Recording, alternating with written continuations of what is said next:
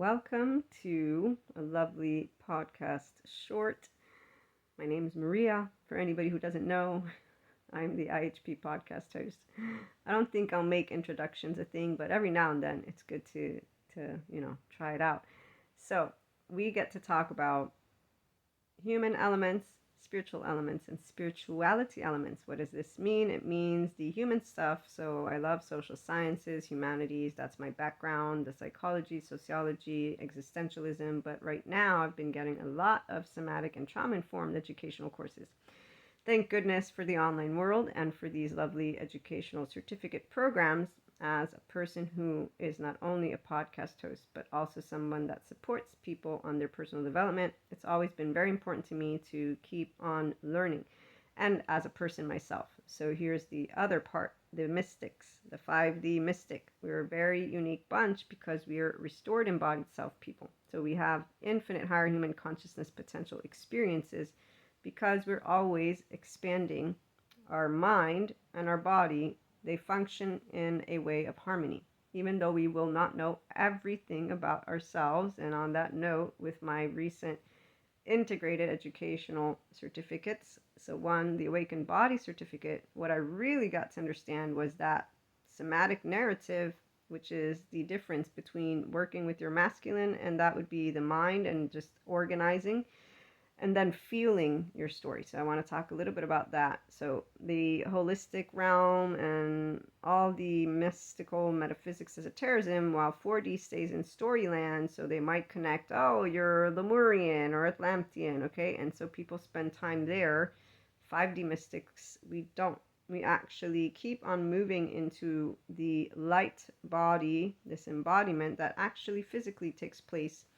I share in the subscription-based model content for the Lightworker's life, because here's where it's something that is a unique experience. Not everybody has those. However, there's also more research that I'm going to do in the years where I get to try and see if there are physicists and or the psychology somatics community that actually works with those of us who have a level of intuitiveness that taps into not only our oversoul and our immediate collective is what I call it, but also the extended, as well as these different dimensions, the planes of dimensions. Wow, when I've had those dreams, they're pretty amazing, and they all will come through with a very specific energetic imprint. So the energy, and that's what we are, all of us are light, if you will. I was just watching this how the universe is made, how the universe works, and they were talking about the whole 4-dimension and space and time, and I've been reading about it with Sabine as well. And so this is where I'm like, okay, this is making a lot of sense as somebody who works again with Reiki, and as a distance healer, I've done also Akashic record readings, and the experiences have always supported the personal development of people. So they've expanded their consciousness, meaning moving more and more towards an integrated mind, which would be flexible, adaptive, coherent, energized, and stable. Thank you, Daniel Siegel. So a person who is a functional adult is a person who's forgiving, nuanced. They learn new skills because their mind doesn't go into rigidity, which is instead of the adaptive child. So 4D plane gets lost into these stories, as well as the whole conspiracy stuff. And it's not about them being truths or not truths, is that people don't move into, let me master and work with my mental and emotional planes. So the person you are. And here's the difference, which is where 5D mystics come into the mix. We are always here to support the expansion of humanity. And when I say always, I mean right now, obviously, because here's the other part.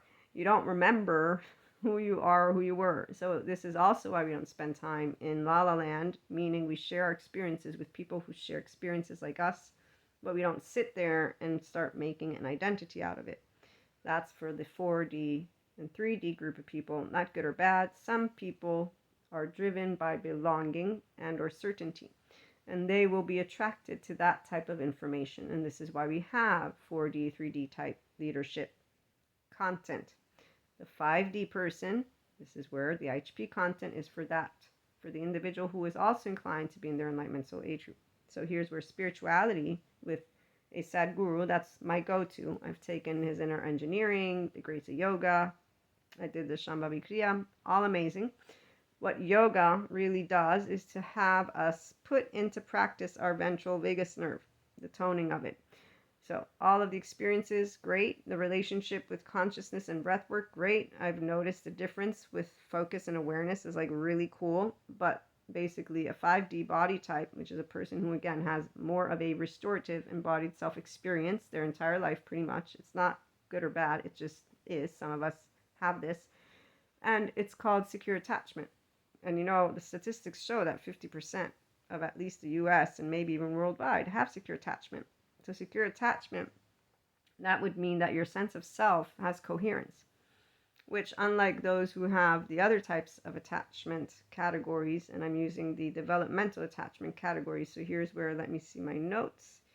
The avoidant has a sense of self that is disconnected. The ambivalent has a sense of self that is confused or clingy.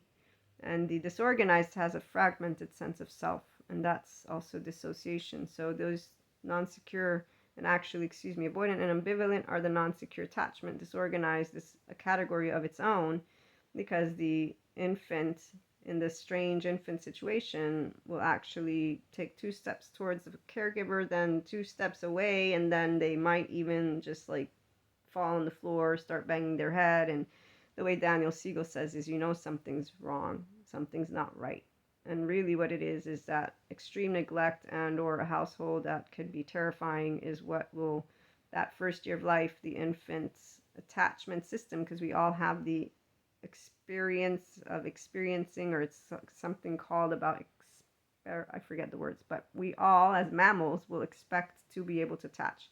So we have an attachment system, which will be, let me attach, connect, and when that's not happening, or basically I'm triggered in the fight flight, so your defense mechanism is on, that is where things don't really go well. So there's fear alongside the need to attach, and that's going to create confusion, and there's a whole buttload of ways that that nervous system works. So if people really want to talk about mental health and caring of humanity, they would be compassionate. And here's where the 5D person in the self-empowered, enlightened, and enlightenment soul age group, that's the light worker that we get to continue to bring together, the IHP community. So infinite higher human consciousness potential. Some of you have clairs, some of you don't. None of this makes any difference in the sense that we're not special because we are intuitive. We are people and we're energy. And so that intuitiveness is something that they really equate it to like kind of this, what is it, a radio frequency? You know, you hear about that where there's this little antenna. It doesn't really matter. Ever since I began having active clairs, I was like, okay, this makes sense. You know, we are energy again. And I knew the word souls, but today I like to use the word light and energy. And as I learn more about physics with existential, so with us in the human experience, I'll bring that to you all as well. If you can remember that your oversoul is your immediate loved ones, right? And so as long as you're moving into being a functional adult, this would mean that you're learning how to be compassionate towards yourself with your imperfections and towards others. Biological rudeness is not a choice. So when people are reactive, so they're triggered, they're not choosing that. There's no need to call them zombies. There's no need to talk about siphoning of energy. This is where, when you just stay in an identity, whether it be the spiritual with metaphysics, esotericism, blah, blah, blah, or spirituality, or whether you stay only as this science stuff, you're missing out on the spectrum of the whole. We're people. We can have conversations about different subject matters if we have a flexible, adaptive, coherent, energized, and stable mind, which you can have when you remember opinions and thoughts and feelings and experiences are subjective. You may be part of a group and your group has that, another group has another, and the grown-ups get to be forgiving and nuanced because that's what grown-ups get to do. We get to talk even about the complete opposite views. I do it all the time with the people who are grown-ups like me. And we, again, love and will be there for each other and support each other no matter what, because, again, we understand as differentiated selves that we link and join as different people, but that we all carry humanity. And that would mean we all care about our lovely planet. We all care about people here in 2023, not where we don't want to be here, which is why, you know, sometimes people really, with these clairs, they are not here. They're not supporting each other. They turn their back. They just use names. Energy vampires is one of the ones that I cannot say enough. So tune in for more. Have a wonderful day, and please share the love. Share the unconditional love and share the understanding. We're all imperfect. We're all flawed, but we can be grown-ups together. Have a great day.